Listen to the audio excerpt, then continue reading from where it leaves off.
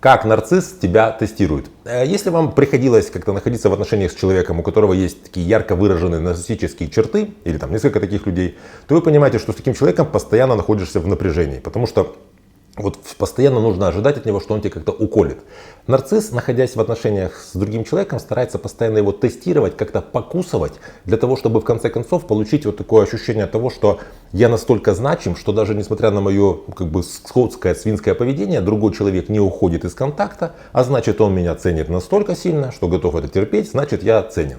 И собственно в этом видео мы с вами разберем то, каким образом нарцисс вот это вот покусывает, тестирует человека, рядом с которым он находится в отношениях, чтобы вы понимали, собственно, к чему готовиться. Меня зовут Евгений Масеев, я психиатр и психотерапевт. В этом видео мы разбираем с вами вот эти вот способы нарцисса, которыми он тестирует человека, который рядом с ним находится, для того, чтобы научиться этому противостоять. Если вам эта тема кажется интересной, а эта тема, ну, естественно, интересная, то ставьте лайк под этим видео, подписывайтесь на мой канал, если вдруг вы еще не подписались, поделитесь обязательно этим видео в своих соцсетях, и мы начинаем. Первый способ такого покусывания, тестирования нарцисса, это когда он начинает устраивать тебе такой эмоциональный контрастный душ. То он такой радый тебя видеть и очень хороший, так сказать, к тебе относится по-человечески, то он какой-то грустно раздраженный, такой вот не трогай меня, отстраненный, то он опять радостный. И причем это все происходит неадекватно ситуации. То есть в здоровых отношениях с условно здоровыми людьми мы всегда примерно понимаем, почему человек так себя ведет. Вот, например, какую-то сказал другому человеку гадость, у вас произошла какая-то, не знаю, конфликтная ситуация. Человек какое-то время ходит, скажем, грустный там или обиженный, он с тобой как-то вот так разговаривает, немножко так нехотя, но потом как-то вот вы объяснились и дальше вот вы разговариваете. Все понятно, все последовательно, все прозрачно. В случае с нарциссом вот совершенно непонятно. Вот вчера я его только видела, вчера все было хорошо, сегодня я его встретила. Как будто бы, знаете, такое ощущение, что ты читаешь книгу, и там вырвано было несколько страниц. И на этих страницах что-то произошло такое, чего ты не знаешь. Сегодня ты его видишь, или там даже через пару часов ты видишь этого человека, а он к тебе относится совершенно по-другому. Он с тобой как-то так здоровается отстраненно, не знаю, старается тебя не замечать, хотя до этого вы нормально с ним общались.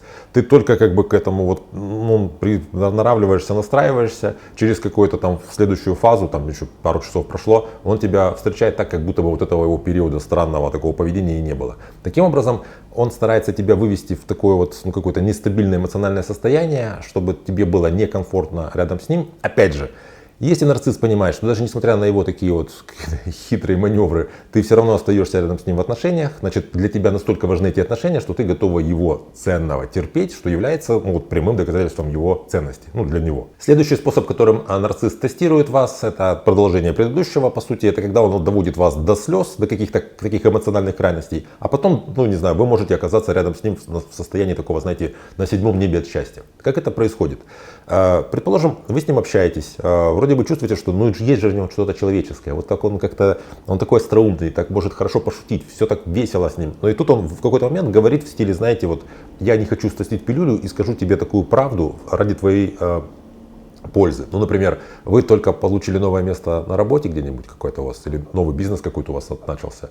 Вы еще очень сильно переживаете, получится у вас или не получится, а он вам говорит, послушай, я не хочу тебя обманывать, ты слишком тупая для того, чтобы занимать эту должность, у тебя ничего здесь не получится. И вы прям вот, у вас слезы в глазах стоят, он это видит, и что происходит? Он понимает, что поскольку я настолько ее контролирую, что могу ей говорить такие вещи, она находится в таких вот эмоциональных качелях, и при этом остается все-таки рядом со мной в отношениях, то значит я достаточно ценен. Третья вещь, с помощью которой нарцисс нас тестирует, он заплетает такие интриги, это триангуляция. То есть он, грубо говоря, вам рассказывает что-то о вашей подруге или родственнице. Потом вашей подруге рассказывает что-то о вас. Потом каким-то вашим сотрудникам, не знаю, или общим сотрудникам рассказывает о том, что происходит между вами и подругой. То есть он запускает какие-то такие сценарные ходы, вот какие-то такие, знаете, как в сериалах это происходит. А потом всем этим управляет. Есть такая английская поговорка, которая переводится так, что тот, кто сплетничает тебе, тот будет сплетничать и о тебе. Поэтому вот когда кто-то начинает тебе что-то рассказывать про кого-то, кого при нас нет, тебе не нужно его слушать не только с точки зрения морали, а с точки зрения техники безопасности. Потому что здесь происходит какая вот вещь. Тебе человек начинает что-то конфиденциально рассказывать по секретику. Ты начинаешь думать, это какая-то важная информация, он же мне рассказывает ее по секрету, значит я, во-первых, ценная для него, раз он со мной этим делится. И ты начинаешь поднимать важность вот этого процесса, ты начинаешь поднимать важность вот этих ваших отношений. Он же тебе сейчас что-то очень важное рассказывает. А в следующий момент ты узнаешь, что он кому-то другому что-то о тебе рассказывал, и у тебя происходят качели. В этот момент тебе только что я была такой важной для него, только что между нами был какой-то такой ценный секретик, а сейчас я стала предметом вот этих вот сплетен и интриг. Поэтому вот в такой ситуации, опять же, нарцисс старается вас как-то то есть привязать, оттолкнуть. И вам нужно на эти вещи не вестись, не участвовать вот в этих каких-то дурацких хитросплетениях интриг.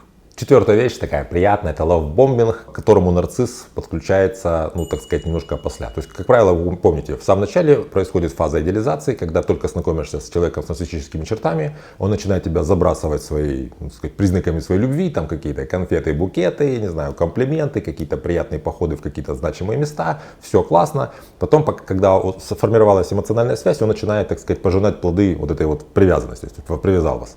Бывает так, что в ситуации, когда вы начинаете из этих отношений уходить, либо он хочет вас как-то вот так прощупать, перед тем, как вот больно вас ударить, он немножко подсыпает этого лавбомбинга, чтобы немножко вас, так сказать, размягчить, немножко вас привести в такое чувство, ну что ли, большей лояльности к нему. То есть он ведет себя как бы по отношению к вам себя хорошо, он вас вот так вот как будто бы идеализирует, вы, так сказать, расслабляетесь, а потом вот он вам, не знаю, говорит какую-то гадость, делает что-то неприятное, предает как-то, обманывает, и вот вам в этот момент очень плохо. Он это все видит и прям чувствует: о, я контролирую эту ситуацию, я могу настолько сильно эмоционально на нее повлиять.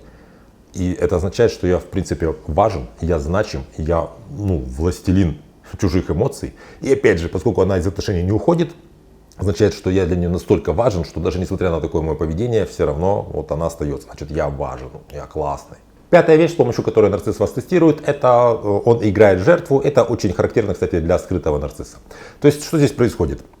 В отношениях нарцисс ведет себя, по сути, как агрессор. То есть, грубо говоря, он устроил какой-то дурацкий скандал. Он наговорил вам гадости. Он, не знаю, там, скажем, напился где-то там, наговорил вашим знакомым каких-то, опять же, гадостей. То есть, он как-то себя повел, не очень хорошо. Вы в результате испытываете по поводу всего этого безобразия, возмущение какую-то, обиду. То есть, вам это неприятно. И вы, соответственно, так сказать, руки в боки на него смотрите, так сказать, с прищуром, что ты себя так ведешь.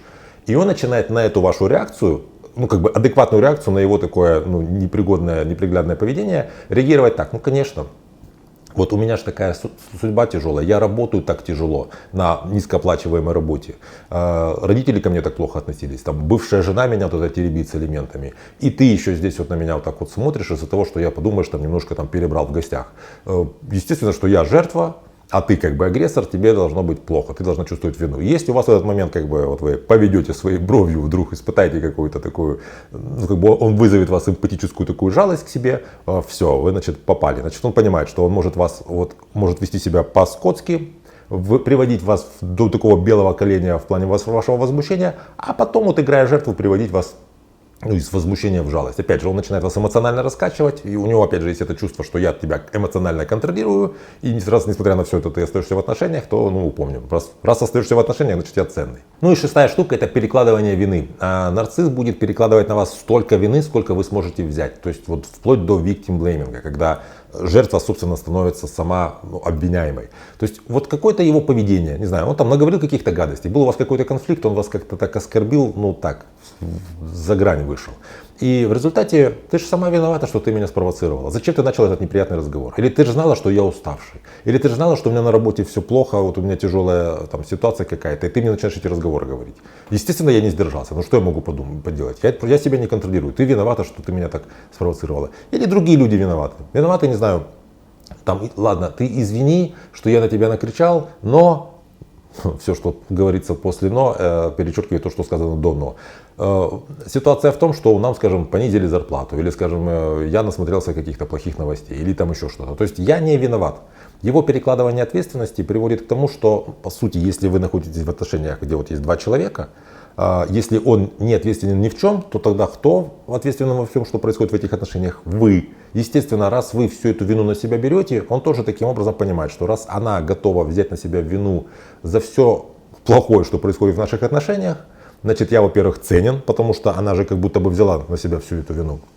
Она, как будто бы молча, нехотя смирилась с тем, что это она была виновата, что она меня спровоцировала так вот по-свински себя вести. Я как будто бы, в наших отношениях себя обелил. И опять же, поскольку она все это, так сказать, глотает, принимает и тем не менее остается в отношениях, то значит, я ценен. Если вы имеете опыт общения с нарциссом, и в этом опыте вы помните, что он тоже вас как-то тестировал, пожалуйста, напишите, как он себя вел в ваших отношениях. Это будет важно для того, чтобы мы в дальнейшем это как-то разобрали. Если это видео кажется вам полезным, то поделитесь этим видео, потому что оно будет полезным и другим людям, очевидно. Также поставьте лайк, подпишитесь на мой канал, если вы еще не подписались.